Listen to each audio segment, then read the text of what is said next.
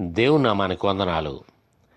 Doctor Teresa Paul గారు రాసిన శాశ్వత సత్యము పుస్తకము నుండి మీరు వింటూ ఉన్నారు. బరబ్బా స్థానాన్ని తీసుకొనుట. బరబ్బా ఒక బందిపోటు మరియు నరహత్య చేసేవాడు. అతడు నేరారోపణతో ఖైదులో బంధింపబడ్డాడు. కొన్ని రోజుల్లో అతడు సిలువ వేయబడవలసి ఉంది. పస్కా పండుగలో వారు కోరిన ఒక ఖైదీని విడిపించే ఆచారం ఉంది గనుక పిలాతు జనులతో, ఇతని యందు మరణమునకు తగిన నేరమేమీయూ నాకు అగపడలేదు గనక ఇతనిని ఈ పస్కా పండుగకు విడుదల చేయుదునా అన్నాడు. అందుకు వారు, వద్దు, మాకు బరబ్బా కావాలి, మాకు బరబ్బా కావాలి అని కేకలు వేశారు. అప్పుడు పిలాతు, నజరేతు వాడైన యేసును నేనేం చేయాలి? ఇతడు ఏ నేరం చేశాడు అని వారిని అడుగగా వారు, వారిని సిలువ వేయుము అని కేకలు వేశారు.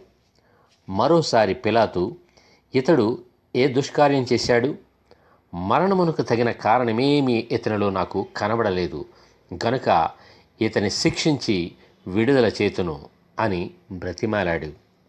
కానీ యేసును సిలువ వేయమని పట్టుబట్టి వారు పెద్ద కేకలు వేశారు గనుక వారడిగినట్టు బరబ్బను విడుదల చేసి వారు కిష్టము వచ్చినట్లు చేయుటకు వారికి యేసును అప్పగించాడు. పిలాతు నీళ్లు తీసుకొని జనసమూహం ఎదుట చేతులు కడుగుకొని, ఈ నీతిమంతుని రక్తమును గూర్చి నేను నిరపరాధిని, మీరే చూచుకొనుడి అని చెప్పాడు. అందుకు ప్రజలందరూ, వాని రక్తము మా మీదను మా పిల్లల మీదను ఉండునుగాక అని చెప్పారు. యేసు బరబ్బ స్థానంలో మరణించాడు. ఈ బరబ్బ ఎవరు?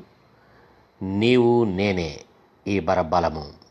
నిజానికి మనం మరణించి నరకానికి వెళ్ళాలి. కానీ యేసు మన పాపాన్ని, మన శాపాన్ని, మన అపవిత్రతను, మరణాన్ని, నరకాన్ని ఆయనపై వేసుకున్నాడు. నీవు యేసు వైపు చూస్తూ ఉన్నట్లయితే పాపానికి నీపై ఎటువంటి అధికారం ఉండదు.